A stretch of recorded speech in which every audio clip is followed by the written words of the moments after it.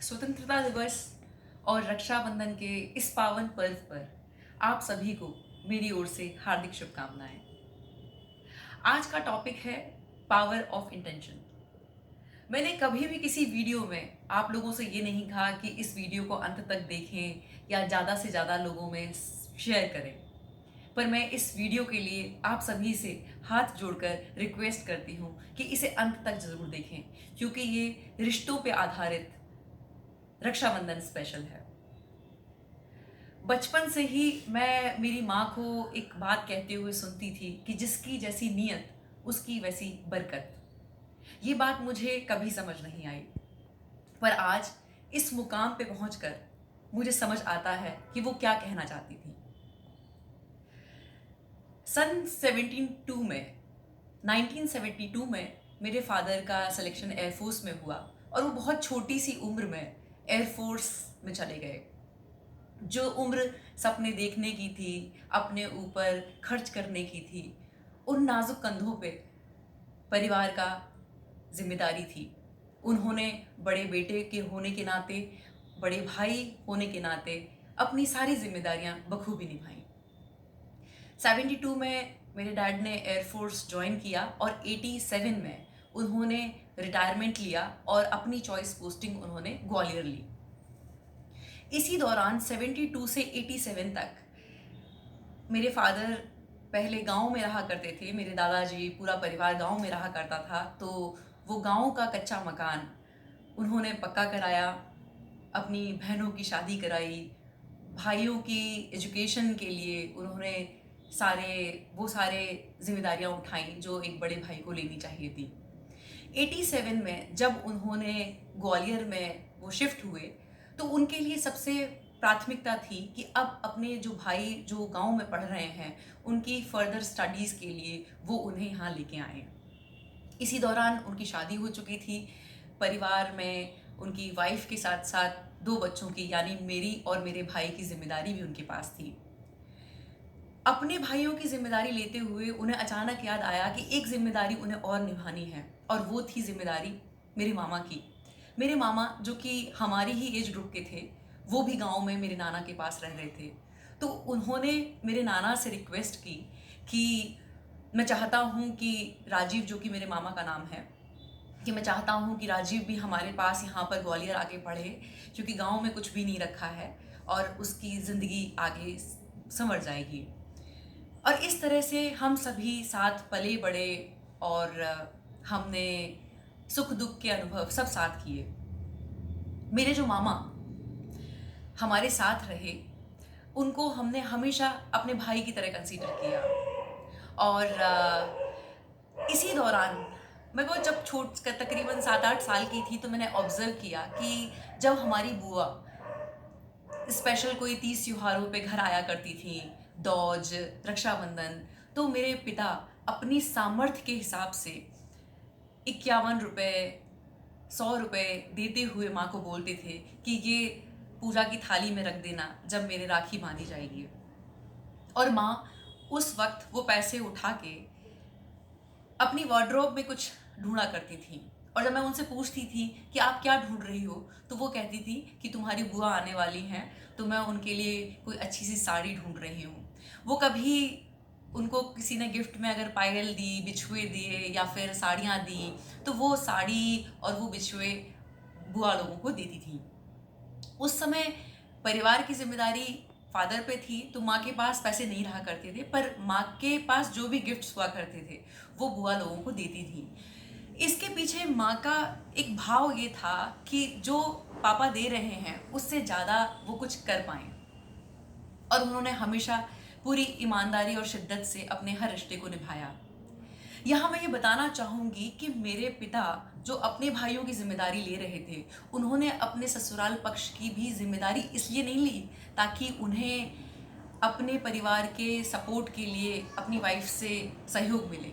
उन्होंने भी अपनी पूरी प्योर इंटेंशन के साथ हर वो जिम्मेदारी निभाई जो उन्हें निभानी चाहिए थी। हम लोग बड़े हुए और मेरे भाई की और मेरे मामा की जॉब लगी। अब हमारे घर में दो बहुएं आई। बहुएं मेरी मामी के रूप में और मेरी भाभी के रूप में। यहाँ बात जब देने की आती है, बात जब सर्विंग की आती है, तो मेरी मामी और मेरी भाभी मेरे पापा और मेरी मम्मी की नीयत से 21 थी। उन्होंने हमेशा देने के भाव में हमेशा देने की चाहत रखी, उन्होंने लेने की कभी कोई चाहत नहीं रखी। हमारे यहाँ एक छोटा सा एक रिचुअल होता है कि जब कोई बेटी अपने मायके से ससुराल जाती है तो वो कुछ साड़ियाँ उनके पेरेंट्स उन्हें देते हैं, ये कहते हुए कि ये उसे अपने ससुराल में अपनी सास को, अपनी ननद को देनी है। तो उसमें ना चिट्स लगा देते हैं। जो बहुत एक्सपेंसिव साड़ी होती है वो होती है उनकी बेटी की खुद की, और थोड़ी कम जो होती है वो होती है उनकी सास की, और उससे थोड़े कम जो रेंज की होती है वो उनकी ननद की होती है। पर मैंने ऑब्जर्व किया कि यहाँ मेरी मामी और मेरी भाभी दोनों ही जब अपने मायके से कुछ भी इस तरह का लेके आती थी तो वो कभी भी वो चिट्स नहीं लगी रहने देती थी। हमेशा वो चिट्स हटा के अपना जो भी कुछ वो लाई है मायके से वो सामने रख देती थी, और मेरी माँ से और मुझे ये बोलती थी कि जो सबसे अच्छा उन्हें लग रहा है वो पहले उठा लें। ये बात मेरे दिल को हमेशा से छुई। पर 10 साल पहले मैं एक ऐसे फेज से निकल रही थी कि जहाँ मेरा भाव भी अनकंडीशनली सबको ऐसे ही सर्व करने का था। बट उस समय वो एक फेज ऐसा था कि मेरे पास 10 रुपए भी नहीं थे। मैं अक्सर रोया करती थी और भगवान से प्रार्थना करती थी कि भगवान, मुझे इतना बड़ा दिल दिया है और मैं चाहती हूँ कि अपने रिश्तों को भी मैं ऐसे ही अनकंडीशनल सर्व करूँ, लेकिन मेरे पास पैसा नहीं है। और मैं हमेशा भगवान से प्रार्थना करती थी कि आप मुझे इतना दो कि मेरा हाथ हमेशा ऐसे रहे, ऐसे ना रहे। इस अच्छी प्रार्थना और प्योर इंटेंशन का परिणाम ये हुआ कि आज मैं जहाँ भी हूँ, जिस मुकाम पे हूँ, वो इस नियत से हूँ। और आज ईश्वर की कृपा से उन्होंने मुझे न केवल आत्मनिर्भर बनाया है, मेरे पास मल्टीपल रिसोर्सेज हुए आमदनी के। अब कल रक्षाबंधन है, मेरे हस्बैंड की एक ही बहन है, यानी मेरी एक ही ननद है। उनका भाव, मेरे हस्बैंड का भाव अगर 5,5100 रुपये देने का है तो मेरी चाहत रहती है कि वो 11,000 दें। अगर उनकी चाहत है कि वो अपनी बहन को 11,000 दें तो मेरी चाहत रहती है कि वो 21,000 दें। ये सब इसलिए है क्योंकि मैंने अपने घर में ये देखा है कि जिस नियत से दिया गया वो 1000 गुना हमारे पास लौट के आता है। पर नियत देने की होनी चाहिए। मेरे पास कई व्यूअर्स के पिछले 7-8 महीने से कॉल्स आए, मैसेजेस आए, और उन्होंने बताया कि कैसे ये रिश्ते आना उनके घर में एक झगड़े, एक कलेश की वजह हो जाते हैं। कई मेल व्यूअर्स हैं, उन्होंने बताया कि हम अपनी पार्टनर के सामने अपनी बहन को 500 का गिफ्ट भी नहीं दे सकते, 500 रुपये भी हाथ में नहीं दे सकते। वो कलेश का एक बहुत बड़ा मुद्दा बन जाता है। कई फीमेल व्यूअर्स ने बताया कि हमारे हस्बैंड अपने परिवार के लिए तो हमेशा तैयार रहते हैं, लेकिन जब बात मेरे परिवार की आती है तो मुझे चोरी छुपे ये सब चीज़ें करनी पड़ती हैं। मुझे नहीं पता कि ये रिश्तों की दरार कितनी पुरानी है, और मैं ये भी नहीं कहती हूँ कि कल आप सब कुछ भुला के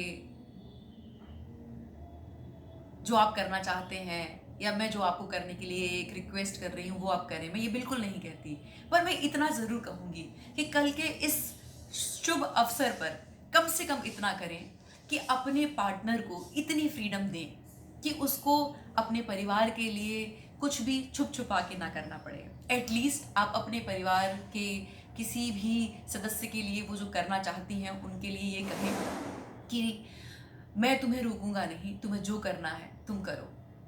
इसी तरह से जो फीमेल्स हैं वो अपने मेल पार्टनर को कहें, मेल पार्टनर्स अपनी फीमेल पार्टनर्स को कहें कि वो जो करना चाहती हैं वो करें।